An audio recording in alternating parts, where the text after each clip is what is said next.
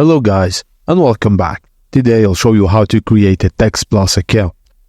Firstly, head to the Google Play Store and download the TextPlus app. Now, launch the TextPlus app on your device after you install. On the app's main screen, select Sign Up or Create an Account. Enter your email address, username and password as required. You can also sign up with Google. Also verify your email and your phone number optionally. Just follow any verification steps prompted by TextPlus. And once registered, you will be prompted to select a phone number from available options based on your location.